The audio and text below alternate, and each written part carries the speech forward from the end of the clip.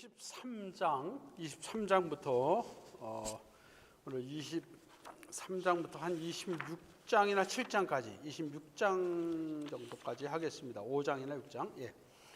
국가의 위정자들에 관하여 국가. 예. 오늘은 이제 국가와 관련된 문제도 다루고 있고요. 그다음에 이제 쭉 나오는데, 자, 하나님의 통치. 하나님의 통치는 이거는 하나님의 영원한 계획을 이루시고자, 여기서 하나님의 영원한 계획이라는 것은 전에도 말씀드렸는데 뭐예요? 하나님의 나라에서 우리가 하나님의 자녀가 되고, 그리고 하나님의 나라의 모든 기업을 받은 상속자가 되고, 그래서 그 나라에서 그것을 받아 누리면서 그것을 잘 관리해주고 다스리는 통치자가 되는 이 영광스러운 계획을, 영원한 계획을 이뤄가시는 이 하나님의 통치, 이게 역사입니다. 이게 하나님의 역사예요. 이게 이제 히스토리입니다. 하나님의 이야기예요. 하나님의 이야기. 그래서 역사는 영원하신 하나님의 영광스러운 계획, 우리를 향한 영원한 영광스러운 계획을 이뤄가시는 하나님의 통치다. 역사를 그렇게 우리가 정의할 수 있겠습니다.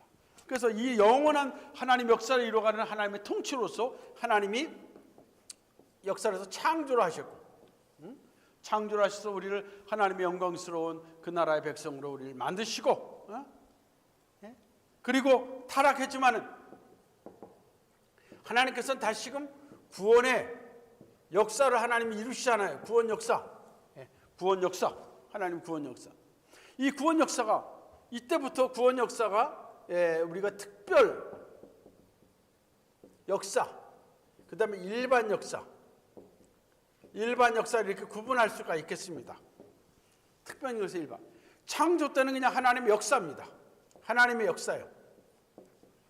하나님의 역사가 타락 이후에 하나님의 구원 역사를 중심으로 이루어지는데, 하나님의 구원 역사죠. 이 구원 역사인데, 하나님의 구원 역사를 이루기 위해서, 하나님의 이 영원한 계획의 역사를 이루기 위해서 하나님은 구원 역사를 이루시는데, 이 하나님의 구원 역사에는 특별 역사와 일반 역사를 나눠줄 수 있어요. 이거를 우리는 구속 역사라고, 구속사라고도 얘기하고, 이거는 세속사라고도 얘기하는데, 얘기를 하는데, 이거를 너무 우리가 구분해서는 안 되지만 구별은 해야 됩니다. 구별은 해야 돼요. 이제 중요한 건 구원 역사입니다. 하나님의 구원 역사를 이루어가기 위해서 하나님은 특별 역사, 일반 역사를 같이 이걸 진행해 가시는 거예요. 그런데 결국 특별 역사가 하나님의 구원 역사의 구속사의 중심이 되니까 우리가 이제 특별 역사에도 관심을 많이 둬야 되는데, 일반 역사도 하나님의 역사예요. 하나님의 구원을 이루어가기 위한 하나님의 역사 가운데 일반 역사가 들어가는 거예요. 그래서 하나님이 타락한 이후에 하나님께서는 일반 역사를 통해서 하나님의 구원 역사가 이루어지도록 그걸 하나의 서포트하면서 그거를 이제 이룰 때까지 하나님께서 그걸 이끌어 가시는 거예요. 그래서 하나님은 특별 역사도 주관하시고 일반 역사도 다 주관하시는 거예요. 일반 역사.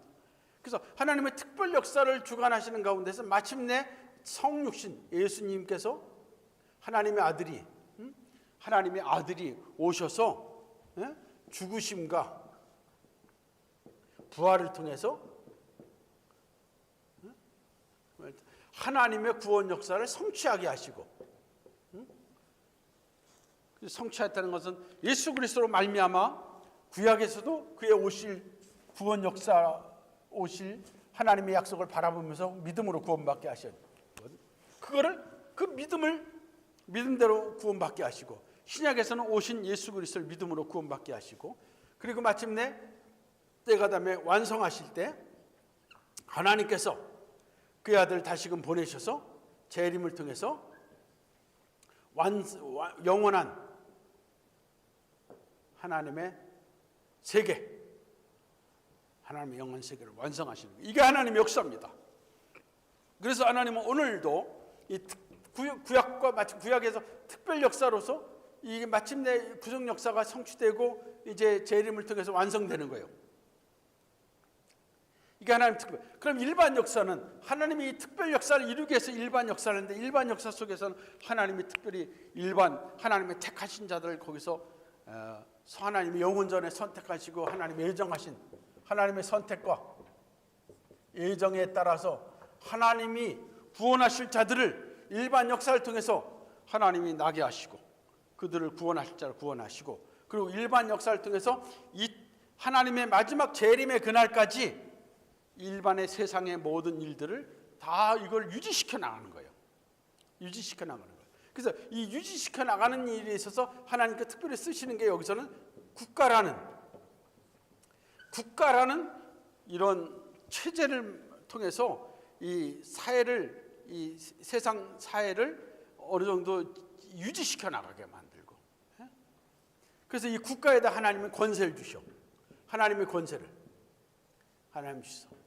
그래서 이 국가는 하나님 주신 권세를 가지고 이 땅에서 최소한 일반 은총 속에서 악을 행하는 자들을 징벌하고 선언을 행하는 자는 서로 격려하고, 그러면서 이 세상에 이런 악이 행행하지 않도록 이런 일반 질서를 이뤄가면서, 이게 무너져 버리면 하나님의 선택하시고 예정하신 자들을 이뤄가시는 하나님의 구원 역사가 안 되니까, 하나님 일반 역사를 통해서 이런 일을 이루시면서 하나님께서 이 국가를 통해서 이루시고, 그리고 특별 역사는 여기에는 이제 이스라엘 백성이라고 하겠지만, 이스라엘 민족이라고 하겠지만, 신약에서는 교회를 중심으로 해서 하나님은, 신약에서는 국가도 여기 계속 포함이 됩니다. 국가도 포함.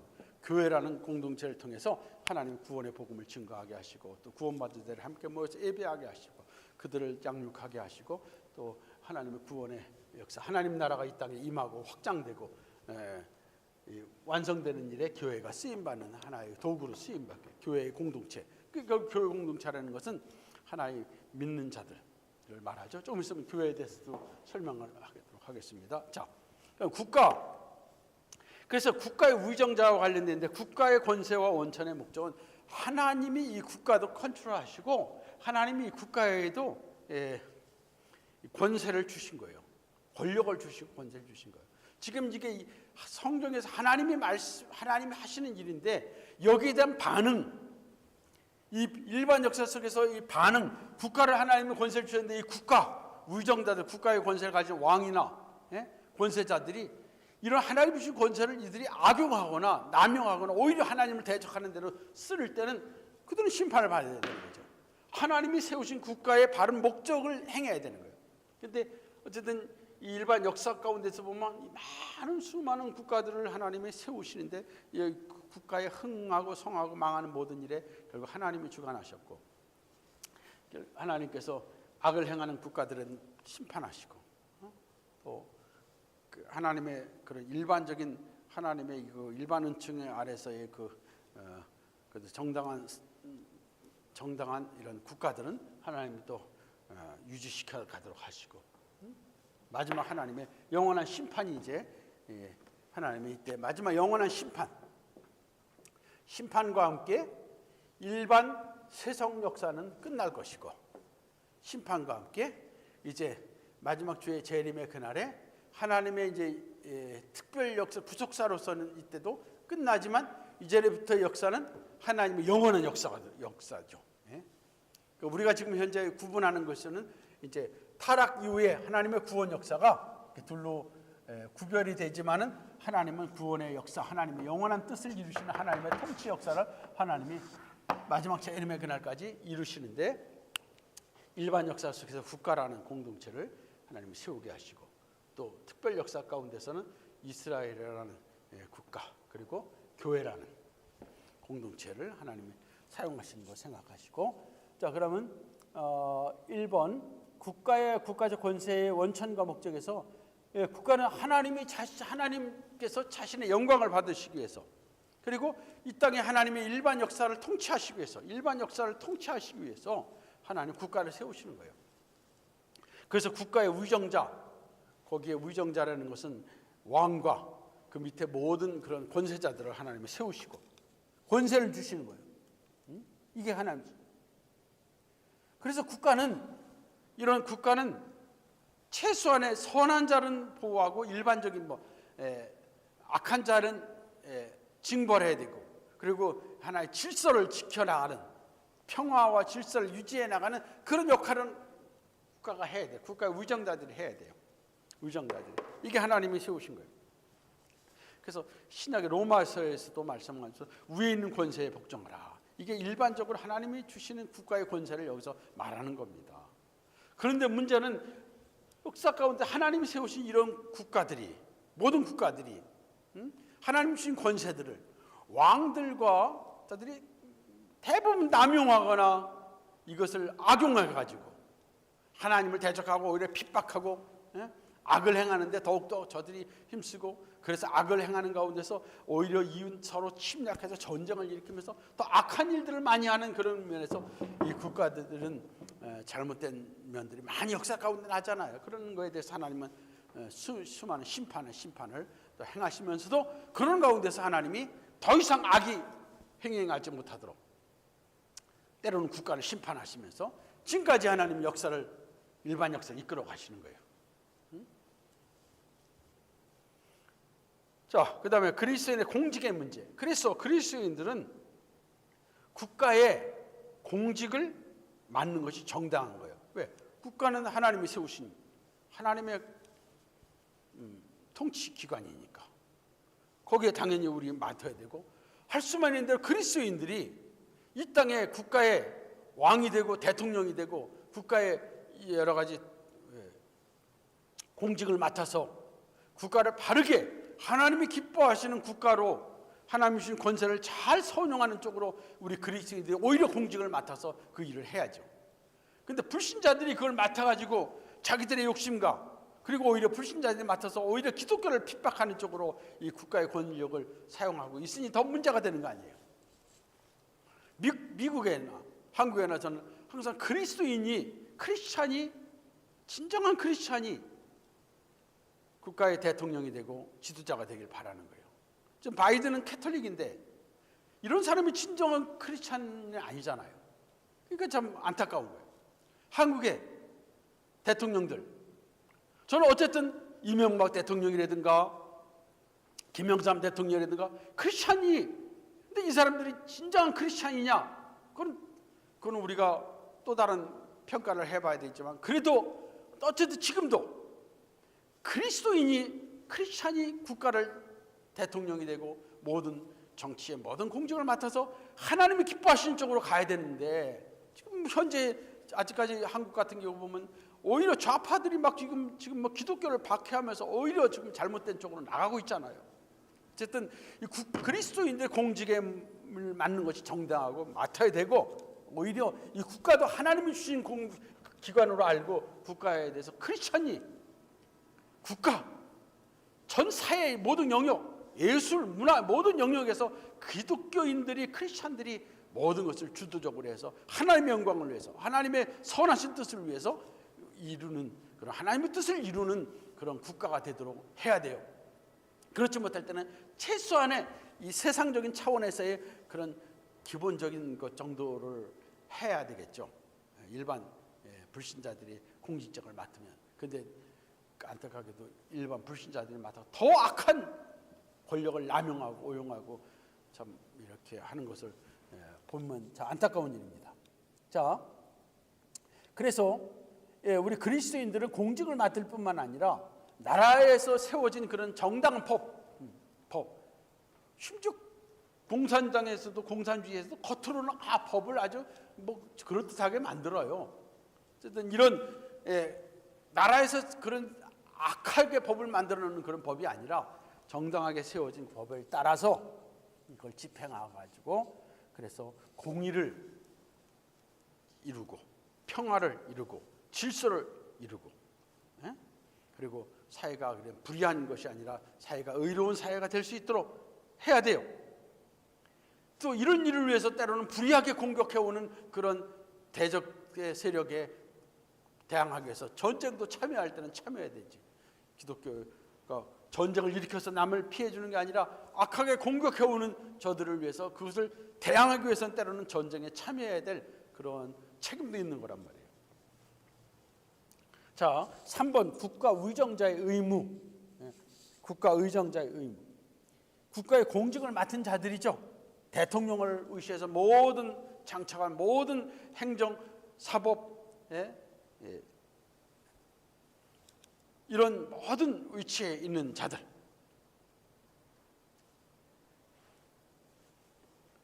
이런 자들은 하나님의 교회에서의 하나님 말씀을 선포하고 성례를 집행하는 일을 대신하려고 해서는 안 된다. 자기들이 교회 위에 있는 것처럼 해서는 안 된다.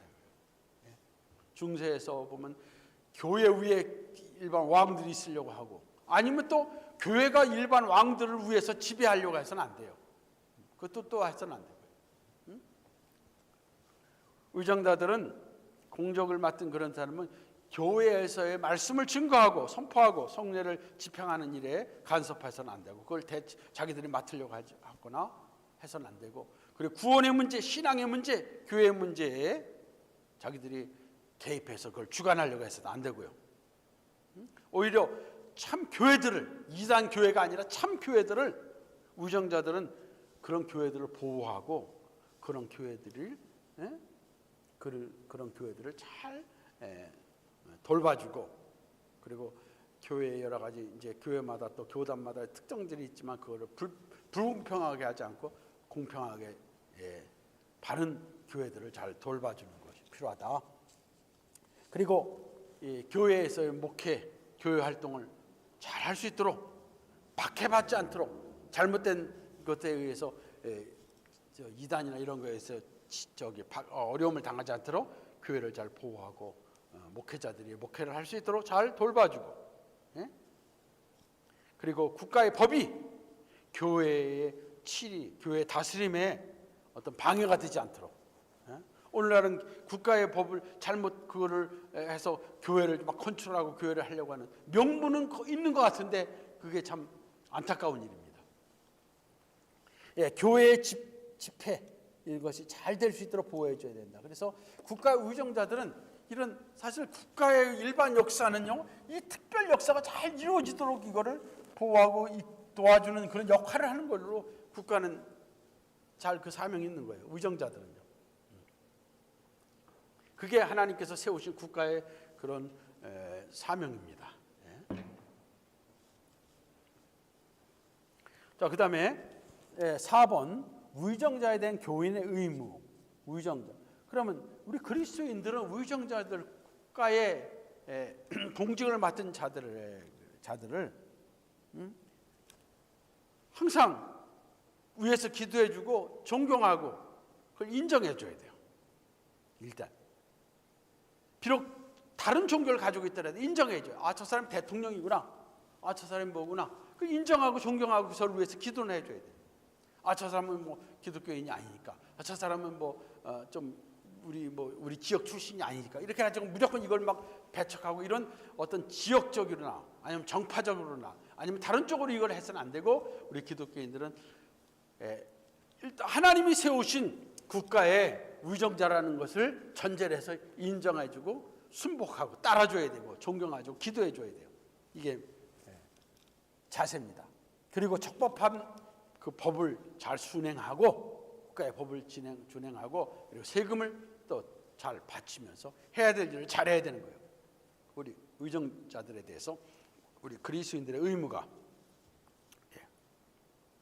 그리고 우리 특별히 이제 교회 그리스도인들 가운데서 특별히 교역자들, 우리 성직자들은 의정자들의 통치에 대해서 어떤 그 통치에 대해서도 어떻게 그거를 대신 그걸 간섭하거나 그거를 컨트롤하려고 하는 그런 어떤 권한은 없어요. 교황이라도, 과거의 교황이라도 그걸 어떤 왕이나 임금을 어떤 이단이나 어떤 다른 구실로 해가지고 그 권력을 빼앗고 대신 그거를 지배하려고 하는 이런 잘못된 일도 있었습니다. 이런 것도 있어서는 안 되고, 그래서 교회의 어떤 성직자들이 국가의 어떤 권한을 대신 차지하려고 하거나 아니면 그것을 간섭하려고 하면서도 안 된다. 그래서 이 정교 분리라는 것은 이거는 구별을 잘해야 됩니다.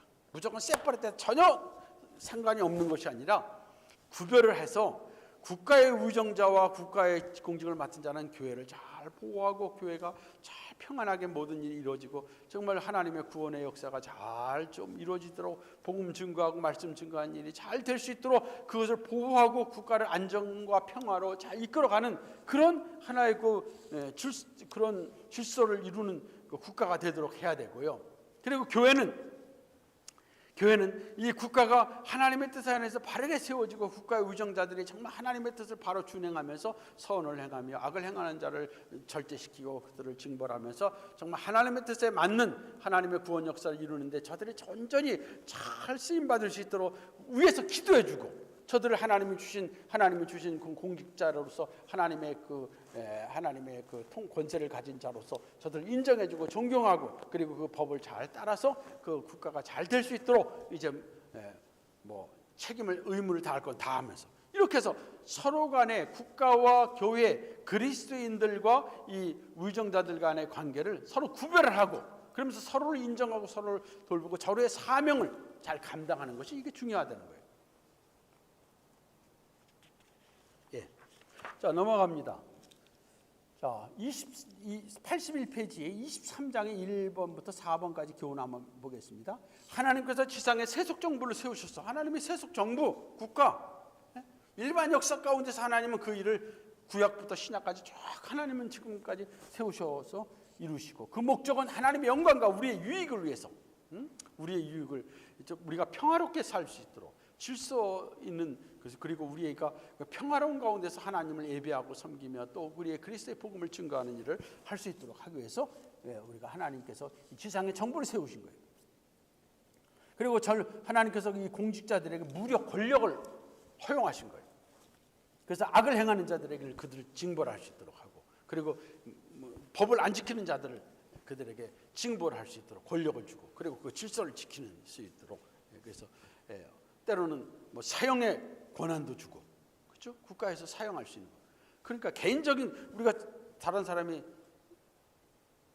내 가족을 누굴 죽였다 해서 내가 그 사람을 죽일 수 있는 건 없어요. 그러나 국가에 그런 하나님 주셔서 다른 누구를 살인했을 때 국가에서는 그 살인한 자를 사용할 수 있는 권한이 국가에게 주어진 거예요. 이런 권한 그리고 잘못된 것에 대해서 권한 그리고 여러 가지 법을 세워가지고 그 법을 집행하고 그 질서를 이루어가야 될 권한. 개인이 이렇게 하면 그 깡패 같은 역할을 하는 거죠. 그러나 국가의 질서에서 모든 법을 세워서 그걸 집행할 수 있는 권한, 이 권력을 하나님 주신 거예요. 기독교인들도 공직을 맡아 정당하고 필요한 경우에는 그 무력을 행사해 줬다. 권력을 행사해 줬다. 하나님께서 기독교인들에게 이 기회를 존귀하게 의식과 세속 정부의 직분을 적법하게 감당하는 자들을 위해 기도하고 그들에게 순복하기를 요구하신다. 이 의무는 종교가 다르다는 이유로 면제되는 것이 아니다.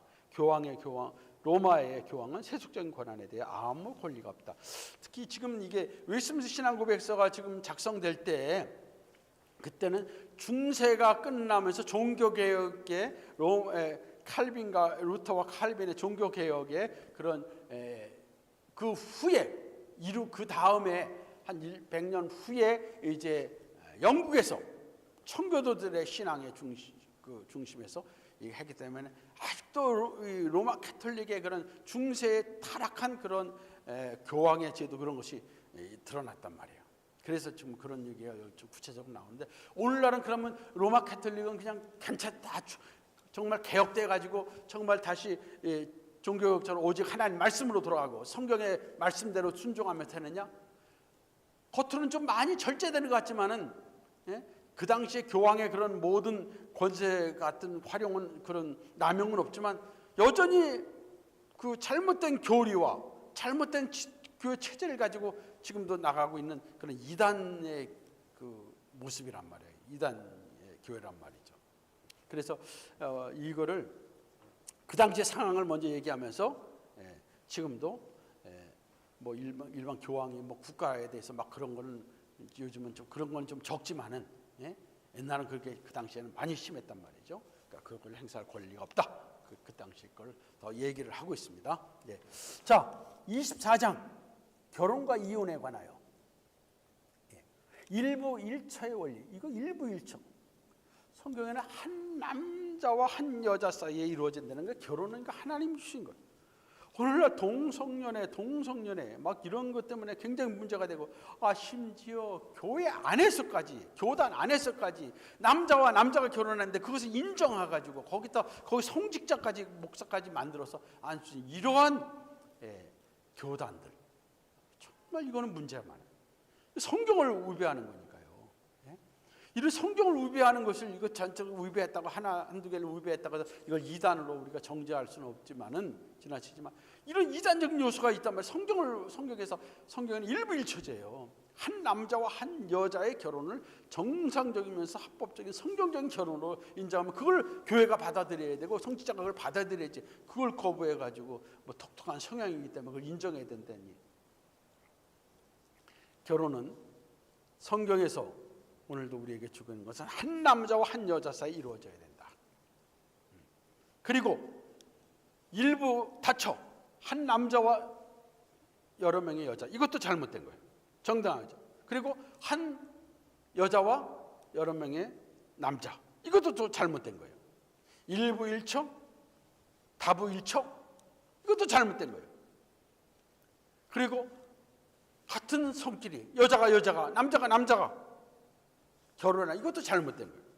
그래서 우리는 분명히 성경으로 돌아가야 되겠고, 성경에서 잘못된 것을 말하는, 성경에서 잘못됐다고 말하는 것은 바르게 잘못됐다고 말해야 돼요. 그래서 일부 일처가 하나님이 성경을 통해서 우리에게 주시는 창조 때부터 지금까지 변함이 없는 하나님의 명령이고 하나님이 세우신 법칙이다. 결혼의 목적은 창세기 2장에서 하나님께서 남자를 만드시고 아담 만드시고 여자를 만드신 것은 여자로 하여금 돕는 배필을, 헬퍼로 만드시고, 그래서 남자의 부족한 점을 여자가 돕도록 하기 위해서, 그리고 남자는 아내의 약함을 또 돌봐주시고, 그래서 결국은 성경은 아내와 남자는 서로 결혼을 통해서 서로의 부족한 것을 돕고 더 나은 보다 배려를 이룰 수 있도록 서로 돕도록 남편 간. 그래서 남편이나 아내는 서로 간에 완전한 것을 서로 찾아서 보기보다는 저 사람의 부족을 내가 도와주려고 하고 또 저 사람의 부족을 내가 도와주려고, 서로 그렇게 할 때는 서로 간에 더 많은 것이 충족이 되면서 참 아름다운 결혼 생활이 되죠. 근데 반대로 도와주려고 하는 거 아니라 저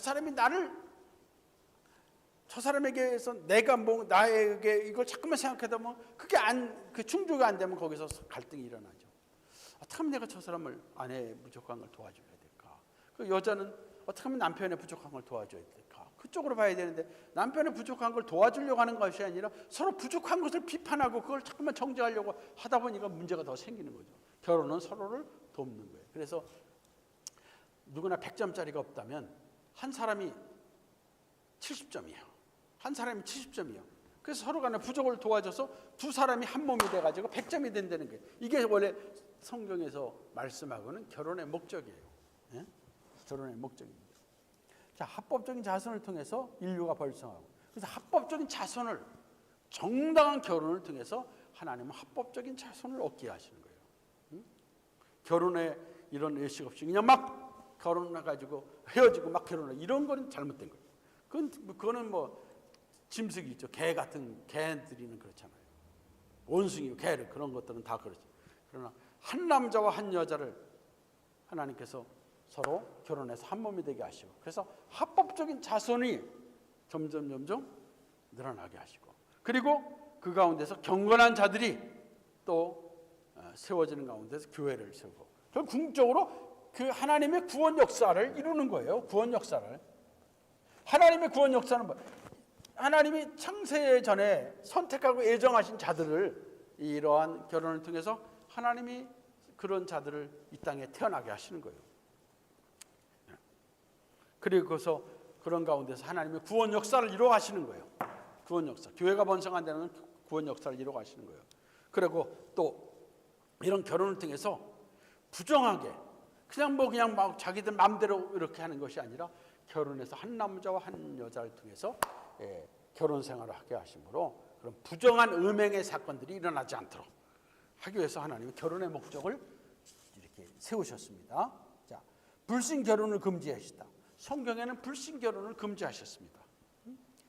믿지 않은 자들과 멍해를 같이 해서는 안 된다. 이 멍해는 뭐 일을 같이 해서 하는 것이 아니라 그 궁극적으로 멍해를 맺는 것은 같은 가치관, 같은 삶을 살아가는 거예요. 멍해를 가지. 소가 두 마리 소를 하나 멍해를 메고 같이 일하게 하는 건 같이 함께 살게 하는 거예요.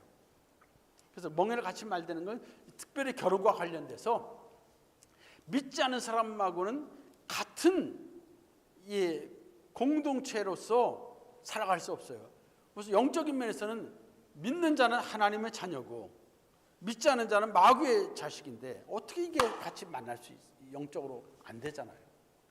육신적으로 믿는 자들은 하나님의 영광을 위해서 어떻게 하면 하나님 기뻐하실 대로 살까 쪽으로 애를 쓰는데 믿지 않는 자들은 자기들의 유익과 자기의 영광과 자기 욕심을 위해서 살아가려고 하는 자들인데 이 서로 가치관이 다르잖아요. 그래서 자식을 낳아서도 자식을 하나님 기뻐하는 믿는 자의 자식으로 세우려고 하는데 불신자는 그 자식을 그렇게 또 안 키우려고 그러다 보면 계속해서 이게 갈등이 일어나는 거예요. 그래서 결혼은 오직 주 안에서만 하라는 것은 하나님을 믿고 주님을 믿는 그런 자들이 주님 안에서 믿는 가운데서 함께 결혼하라고 말씀하고 있어요. 그래서 불신 결혼에 대해서 금지하고 있기 때문에 정말로 지금 현실적으로 믿는 자들 중에서 여자가 많고 남자가 적다 이런 현실 가지고 얘기할 문제가 아니라 정말 하나님 앞에 기도의 제목이란 말이에요. 이 결혼 문제도 다른 것도 하나님 신실한 믿는 자를 만나서 하나님의 뜻 안에서 결혼할 수 있도록 하나님 인도해 달라는 이 기도의 제목이 어려서부터 계속 일어나야죠. 그럼 하나님께서 그런 자를 만날 수 있도록 은혜 주시고 도와주시죠. 내가 짝을 찾는 것으로 내가 해야 된다고 생각하지 말고 하나님의 도우심을 먼저 기도하고 하나님의 인도 가운데서 그런 일들을 찾아 나가야죠. 그런 배우자를 찾아 나가야죠. 그리고 불신 결혼의 주 안에서만 하라. 그러니까 불신자들, 가톨릭 신자들, 다른 종교를 가진 자들, 우상 숭배하는 자들, 이단자들 이들과는 결혼해서는 안 돼요. 로마 가톨릭 신자하고도 이거 안 맞아요. 그건 그냥 사실 맞으려면 그냥 내가 기독교 신자인데 교회 생활이나 믿음 생활 별로 안 해. 가톨릭 신자 별로 안 해. 다른 종교를 가진 사람 별로 그런데 불교 같은 별로 그런데 안 쓰고 안 해. 그럼 서로 안 하니까 별로 문제가 없죠. 그러려면 열심을 낸다 그래봐요. 내가 기독교에서 열심을 내갖고 믿음 생활을 하려고 할 때 이 사람은 또 가톨릭에 열심을 내려고 다른 종교에 열심을 내려고 무슬림에 열심을 내려고 이건 맞겠어요. 그러니까 우리는 하나님을 믿고 예수를 믿는 가운데 열심으로 주를 섬겨야 될 자들이니까 결혼 전이나 결혼 후나 불신자들 여기 불신자들은 여기서 가톨릭 신자까지 타교 우상 숭배자 이단자들까지 다 포함해서 누구와도 결혼해서는 안 된다. 그걸 어기고 결혼하고 나면 그 다음에 주어지는 영적인 후유증, 영적인 어려움이 많아요. 그래서 하나님 은혜로 그 자가 나중에 그 불신자가 회개하고 믿고 구원받아서 들어오면 얼마나 감사해요. 그러나 그거 전까지는 얼마나 고통스러운 후유증이 많은데 어려운 일이 많은데 그러니까 안 들어오면 어떡할 거예요. 내가 저 사람 구원시킨다? 내가 구원시킬 수 있는 건 아니에요. 하나님의 은혜로 구원받는 거예요. 그러니까 우리는 하나님의 은혜를 먼저 하나님의 은혜를 구원받고 하나님의 은혜를 먼저 생각하는 사람은 하나님 말씀대로 먼저 행해야 돼요. 그래서 신자와 결혼하려고 해야 돼요. 그런 자에게 하나님의 은혜가 임하는 것이고요. 그래서 그런 자에게 하나님의 은혜가 임할 때는 정말 결혼할 자가 있을 때 미리 그가 결혼하기 전에 그 사람이 회개가 돼서 믿도록 해서 하나님 앞에 돌아오게 하시는 하나님의 은혜가 임할 수 있는 거란 말이에요.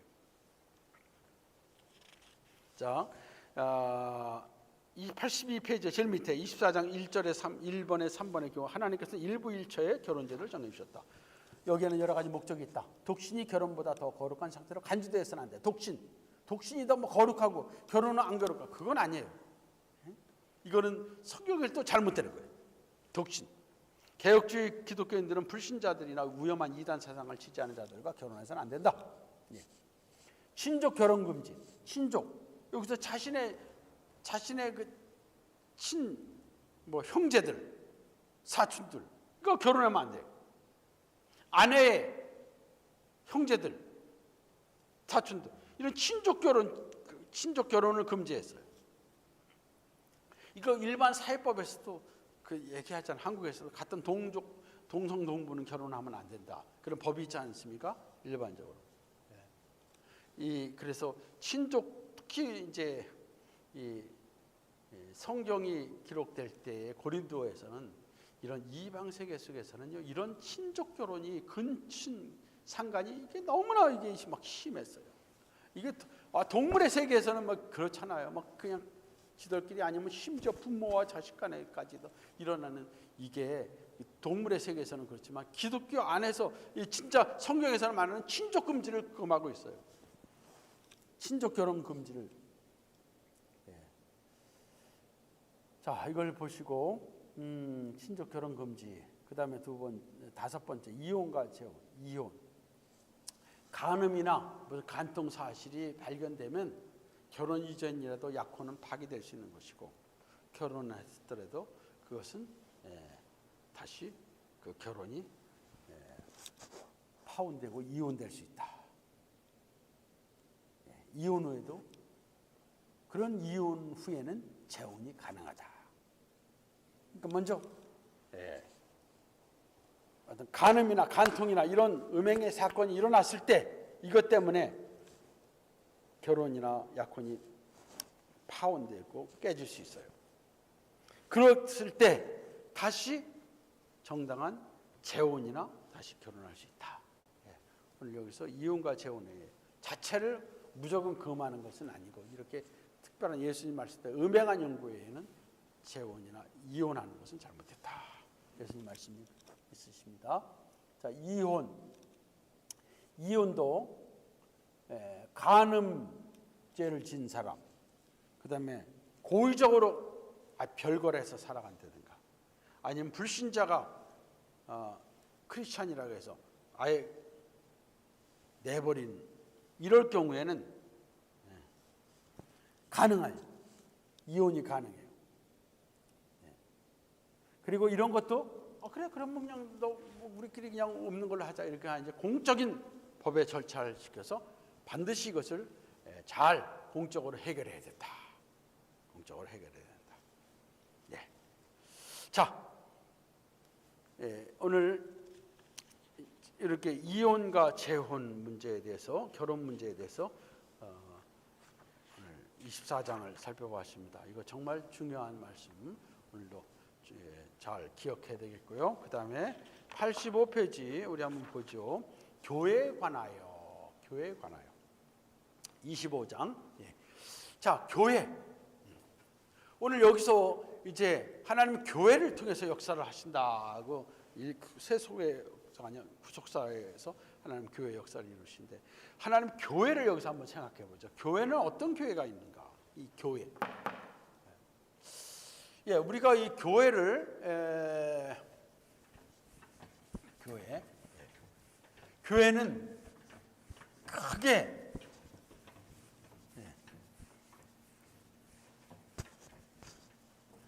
자, 교회는 하나님의 믿는 자들의 공동체예요. 믿는 자들이 모임 이 공동체란 말이에요. 건물은 교회 당이죠.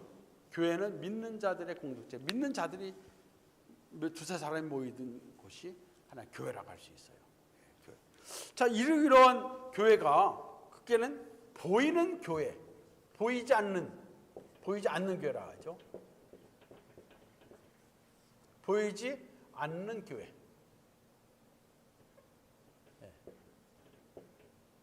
보이지 않는. 자, 이 믿는 자들입니다. 이건 믿는 자들의 공동체는 참 백성, 참 참 구원받은 자들이에요. 참 구원자, 구원받은 자, 참 하나님의 백성들입니다. 100%. 이게 교회입니다. 100%. 100%예요. 이게 교회. 그럼 보이지 않는 교회는, 바로 이 보이지 않는 교회는 100% 믿는 자들의 교회, 믿는 자들이 모인 곳이 교회인데, 이 교회는, 우선 이 교회는 정식으로 보면 예수님의 머리예요. 예수님께서 머리시고, 그리고 모든 신자들이 지체를 이루는, 모든 신자들이 지체를 이루는 한 몸 하나예요. 예수님 머리, 공동체. 그럼 구약도 마찬가지로, 구약도 예수님 메시아를 믿는, 구원자를 믿는 믿음으로 구원받았다면 구약의 백성들도 결국 교회, 구약의 교회 안에 속한 것이고, 신약도 마찬가지로 신약의 교회로 속한 것이죠. 그래서 구약을 이스라엘 백성의, 이스라엘 국가를 교회로 말하면 안 되죠. 이스라엘 국가 안에는 믿는 자들도 있고 믿지 않는 자들도 많이 섞여 있잖아요. 그래서 우선 보이지 않는 교회는 구약이나 신약이나 뿐만 아니라, 우선은 보이지 않는 교회는 우선 천상교회를 생각하세요. 천상교회는 죽어서 그 영혼이 하나님께로 간 자들. 그런 자들은 100%, 이 천상교회는 100% 구원받은 자들이에요. 100% 신자들이에요. 믿는 자들이에요. 100% 천상교회는. 믿는 자들, 천상. 그럼 여기에 보이지 않는 교회는, 여기에 분명히 보이지 않는 교회가 천상교회뿐만 아니라 여기서 이 지상교회, 지상교회 가운데서, 지상 가운데서 몇 퍼센트를 가지고 있어요. 몇 퍼센트가 될지 몰라. 예를 들어서 예루살렘 교회, 사도 바울이, 사도 베드로가 가서 외치고, 그래서 3,000명, 5,000명만 회개하고 돌아올 때, 그때 예루살렘 교회는 거의 99%를 구원받은 자들이라고 말할 수 있죠. 지상교회인데. 그러나 오늘 지상교회에 흩어져 있는 많은 지상교회들이 진정으로 다 구원받은 자인지 모르지만, 지상교회 안에서 이 포함이 되는 게, 보이지 않는 교회가 바로 천상교회와 지상교회에서 진정으로 구원받은 자를 포함하는 것이 보이지 않는 교회예요. 여기 교회가, 이게 성경에서 말하고는 진정한 교회죠. 진정한 교회. 예수님이 머리 되시고 지체들, 모든 믿는 자들의 지체가 되는 게 교회입니다. 그럼 보이는 교회가 있어요. 보이는 교회는 온 세상에 있는 지역교회예요. 지역교회. 세상에 흩어져 있는 지역교회들이 보이는 교회예요. 이 지역교회에는 여기에는 가라지도 있어요. 가라지도 있어요. 여기에 알곡도 있고, 성경에 말씀하는 알곡, 가라지도 섞여 있어요. 또 택한 백성도 있어요. 택자들도 있어요. 안될 유기된 자들까지도 심지어 있어요. 유기된 자들, 택자들까지, 택자들, 유기된 자들까지 포함. 그 지역 교회는 막 지금 섞여 있어요. 그래서 이 지역 교회, 보이는 교회는요, 불완전한 교회예요. 불완전 교회. 그러나 보이지 않는 교회는 완전 교회예요. 완전한 교회입니다. 그래서 우리가 이런 교회라는 것을 보고, 지금 현재 우리가 여기 속해 있는 이 지상 교회들, 이 지역 교회들, 지역 교회는 보이는 교회고, 보이는 교회는 심지어 알곡도 있지만, 참 신자도 있지만, 아직도 믿지 않는 불신자들도 섞여 있어요. 그리고 여기에는 이 알곡과 여기 택자들도 있지만, 여기 가운데서는 성숙한 자들도 있어요. 그러나 아직도 어린아이 같은,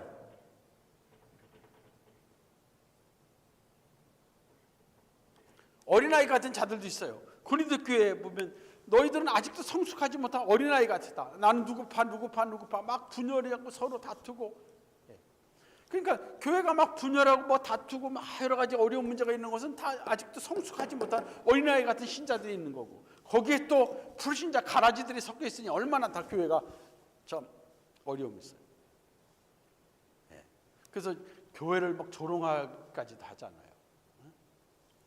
그래서 우리가 이걸 교회에 대한 거를 생각하면서 정말 이 시대 속에서 보이는 교회가, 지역 교회들이 예루살렘 교회처럼 완전한 지상교회의 그런 거의 100%의 믿는 신자들이 돼야 되겠고, 그리고 믿는 신자들 가운데서 성숙한 온전한 성령 충만한 교인들이 돼야 되는데, 그렇지 못한 자들이, 어린아이 같은 그런 자들이 있으면 교회가 막 어려움이 생기고 교회의 순수성이 잠깐만 약해져요.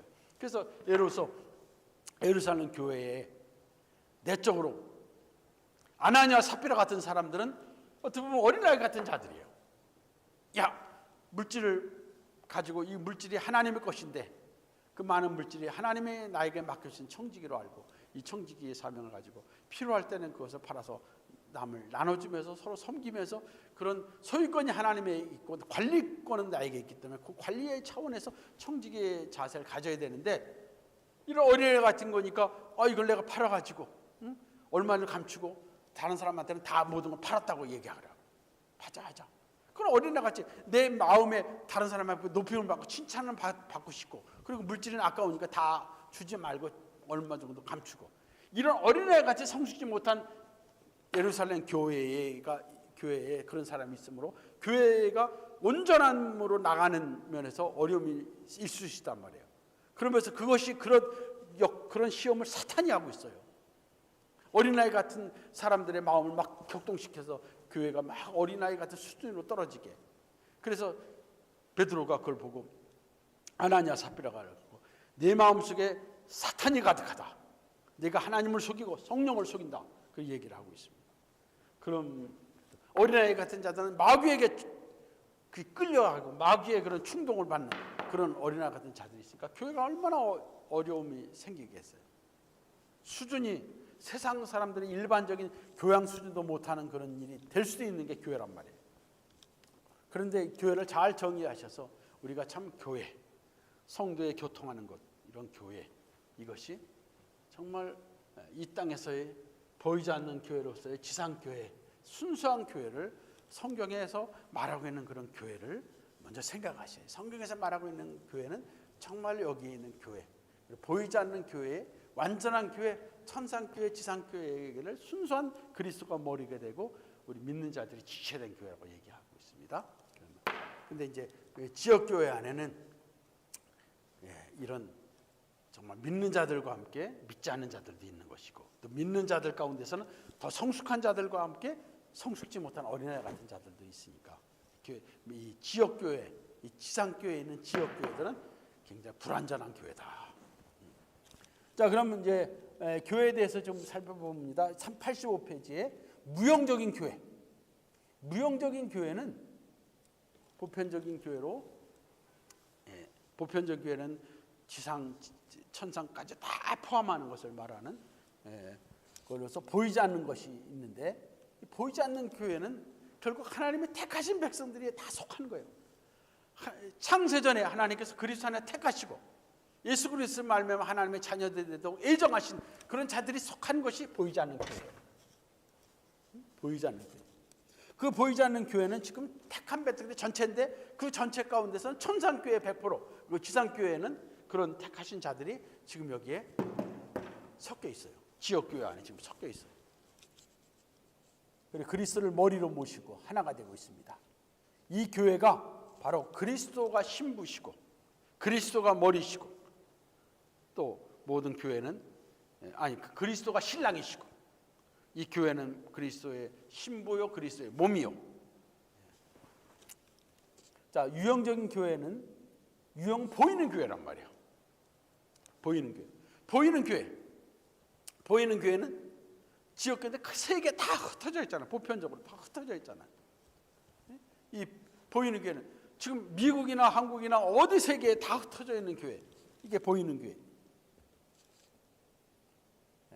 이 교회에서 구약에는 구약 시대에도 이스라엘 자체 이스라엘이라고 할 수 있지만 구약에서도 보이는 교회를 아주 지역으로 말하면 이스라엘 한정될 수도 있겠죠.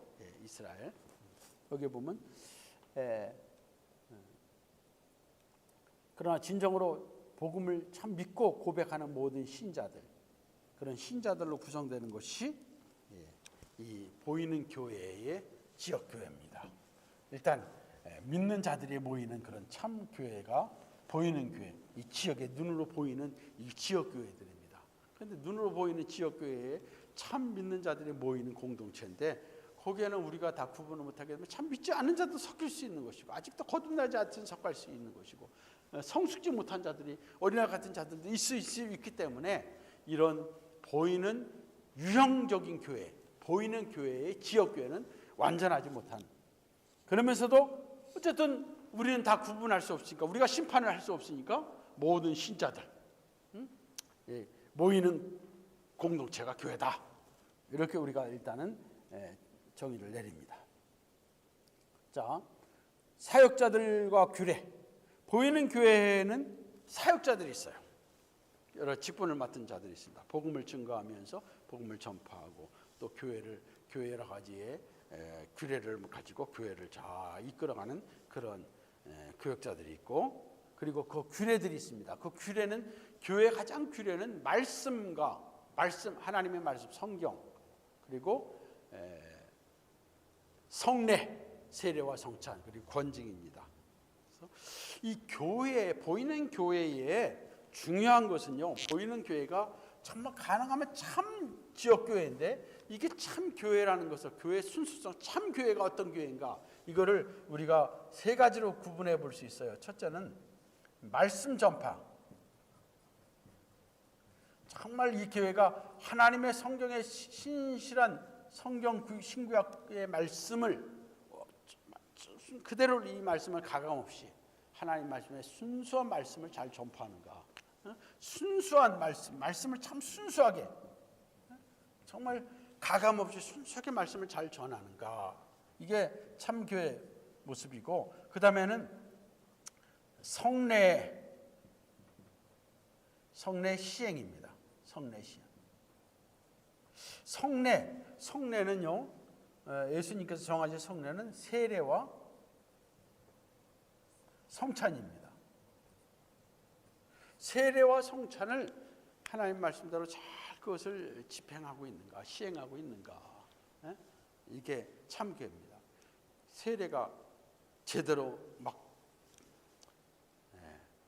이루어지지 않고, 세례는 예수 그리스도의 이름을 믿고 구원받은 자들에게 외적으로 하나님의 자녀됨을 표시하고, 그리고 외적으로 그들이 하나님, 나는 예수 그리스도를 믿는다는 신앙의 고백을 외적으로 한 그런 가운데서 세례는 하나님의 자녀임을 외적으로 표해주는 그런 하나의 그 증표입니다. 구약에서 할례처럼. 그런데 진정으로 그런 신앙의 고백과 구원받은 믿음의 고백이 없는 사람에게 막 세례를 막 주고, 뭐 세례 받으면 뭐 구원받는 것처럼 막 이렇게 세례를 잘못 사용하면 이게 참 교회의 모습이 아니에요. 성찬은 예수님의 십자가에 죽으신 그의 몸과 그의 피를 기억하는, 그것을 증거하기 위해서, 그래서 그리스도의 구속의 죽으심을 증거하고 그 죽으심의 은혜에 동참하고 그 은혜를 받기 위해서 베푸는 그런 성찬 의식이거든요. 성찬 의식을 잘해야 되는데, 그 고린도 교회에서는 이 성찬 의식에 이것을 해서 뭐 떡을 떼는다 그래서 떡 자체가 뭐가 있는 것처럼 생각해서 그 떡을 많이 먹으면 좋은 것처럼 해서 부자들은 갖다 많이 먹어 배불리 먹었단 말이에요. 그리고 그 잔을 마시 먹으면서 포도를 많이 먹어서 취해버렸단 말이에요.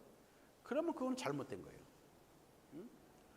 또 이 성찬 예식도 지금도 성찬이 그 몸이 그리스도의 몸으로 천주교에서는 그 성찬이 그 몸이 예수님 몸으로 바뀐대요. 피도 예수님 피로 바뀐대요. 그래가지고 그걸 먹으면 예수님의 그 은혜가 그에게 임한다. 그 자체를, 그건 아니거든요. 그건 상징한 거예요. 거기에 예수님의 몸을 상징하고 있습니다. 그래서 조그만 걸 떼더라도 거기서 상징하고 있는 것을 바라보면서 그것을 기념할 때 그게 성찬의 바른 자세거든요. 그러니까 이것을 제대로 하고 있는가, 이게 참 교회의 모습이에요. 그 다음에 하나 더는 권징의 집행입니다. 잘못된 말씀을 떠나고 잘못된 거에 대해서 에이 뭐 그럴 수 있죠. 그러다 보면 교회가 하나 누룩처럼 잘못돼 버리는 거예요. 초대교회 아나니아 삽비라 재산을 팔아가지고 교회에다가 헌금을 했어요. 뭐 나쁜 거 아니잖아요. 근데 자기 마음속에 얼마를 감추고 이걸 다 팔았다고 했는데 겉으로는 어쨌든 갖고 온 거 아니에요. 뭐 그냥 그럴 수 있지. 그러나 속으로는 마귀가 충동하는 거짓된 속임을 마음속에 품고 다 받았다 사람에게 칭찬받고 내 거는 겉으로 속으로는 내가 돈을 어느 정도 가지. 이거는 위선이면서 이거는 잘못된 거짓이란 말이에요. 이것을 베드로는 심판으로서 권징을 행해가지고 그 자리에서 죽어버렸잖아요. 부부가 죽었습니다. 이런 권징 참 그것은 하나의 큰 신뢰지만은 이런 일들이 베드로가 뭐 죽인 건 아니지만 베드로가 하나님의 심판을 명령했을 때 그런 일이 일어난 것은 하나님의 권징, 성령의 권징의 역사를 대행한 거란 말이에요. 그럼 오늘날 그런 똑같은 일이 일어나는 건 아니지만 분명히 잘못된 일이 있을 때 하나님의 이름으로 예수 그리스도의 이름으로 우리가 교회의 법에 따라서 어느 정도 권징을 행해야 돼. 이거 전혀 없이 교회가 막 그냥 악한 일로 그냥 돈 많은 사람 좋고 뭐해도 뭐 좋고 그냥 뭐 우선 숫자를 채우게 해서 좋고 뭐 혹시라도 이런 권징이 막 무너지고 교회의 어떤 바른 하나님의 말씀에 따라 치리해야 되고 다스려야 되는데 그 다스림이 그냥 없어져 버린다면 그거는 참 교회 모습이 아니라 그거는 인간 세상 그냥 무슨 뭐 클럽이나 비슷해 버리면 안 되잖아요. 그래서 이 세 가지를 잘 할 때 이것이 진정 보이는 교회의 참 교회의 모습이다. 그걸 우리가 그 참 교회의 모습을 이렇게 판단할 때 이렇게 세 가지를 이렇게 사용합니다. 자, 그래서 4번 유형성과 순결성의 정도에서 보이는 교회의 순수성으로 지금 말씀한 것처럼 정말 세 가지를 잘 살피면서 이것이 참 교회의 모습이다. 그래서 교회는 참 교회의 모습으로 가야 돼요. 이렇게 점점 갈 때 말씀 전파, 십자가 복음만을 전파하고 전파를 갈 때 거기에는 정말 가라지 같은 자들, 아직도 구원 못 받은 자들은 구원받고 회개하고 말씀을 들음으로 회개하고 구원받아서 그런 가운데서 점점 이 어린아이 같은 자들은 성숙한 자들이 되고 그래서 교회의 순전한 교회, 이런 완전한 교회 모습으로 교회가 나가야 돼요. 자, 교회 연약성과 불면성. 그래서 이 보이는 교회는 연약성이 있어요. 완전한 순수한 교회로 100% 성숙한 자들이 될 수가 없어요. 교회는 어린아이 같은 자들도 있고 아직도 가라지나 버림받은 자들도 있기 때문에 교회는 100% 순수성으로 100% 완전한 교회가 될 수 없어요. 그 반면에 그러다 보니까 교회는 타락할 수가 있어요. 완전한 교회가 되지는 못하고 또 보이는 교회는 완전한 교회는 아니지만 또 그 보이는 교회는 타락한 교회가 될 수 있어요. 그 교회 바로 중세가 타락한 교회가 되어버렸잖아요. 말씀을 떠나고 복음을 떠나고 결국은 오히려 우상 숭배를 더 일삼는 그런 타락한 교회가 되어버렸어요. 교회는 그렇게 타락할 수 있어요.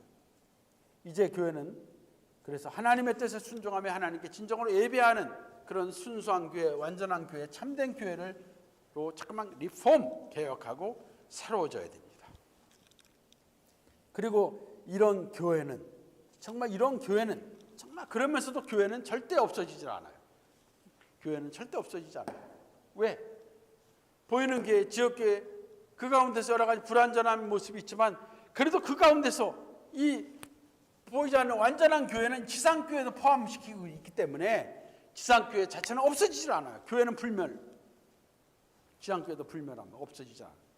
타락할 수 있고 있지만 그러나 거기서 순수한 진정으로 구원받은 하나님의 백성들은 이 땅에 남아있기 때문에, 그루터기는 남아있기 때문에 교회는 불멸하다. 그런 면에서 불멸성을 생각하고, 교회의 머리는 예수님이셔.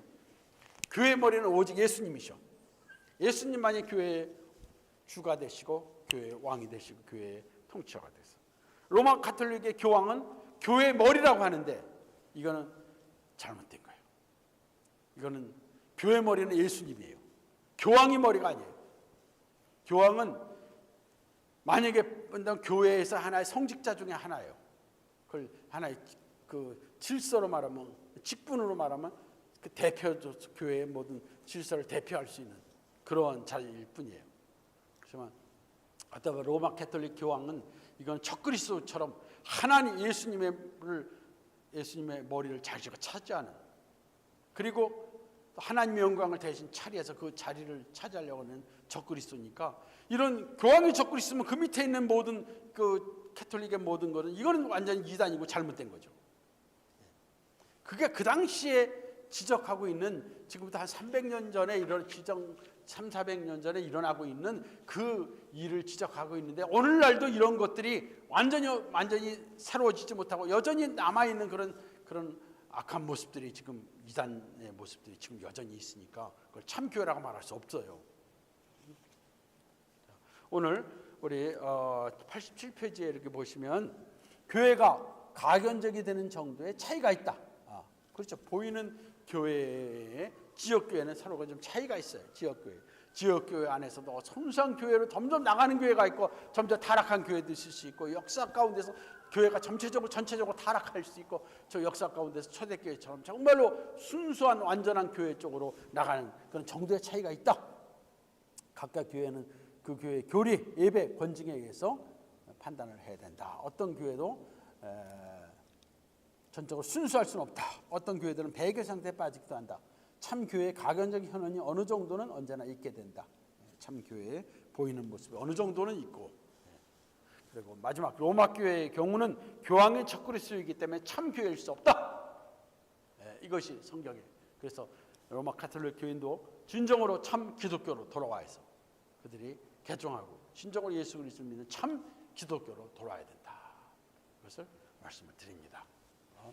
오늘 26장부터 성도의 교제, 이거를부터 다음 주로 다음에 26장부터 마지막 33장까지 앞으로 2번 강의를 통해서 마무리하고, 그리고 할 수 있으면은 이 소유리문답, 대소유리문답도 중요합니다. 그래서 이것도 좀 이렇게 쭉 한번 살펴보면서 이 말씀도 공부하려고.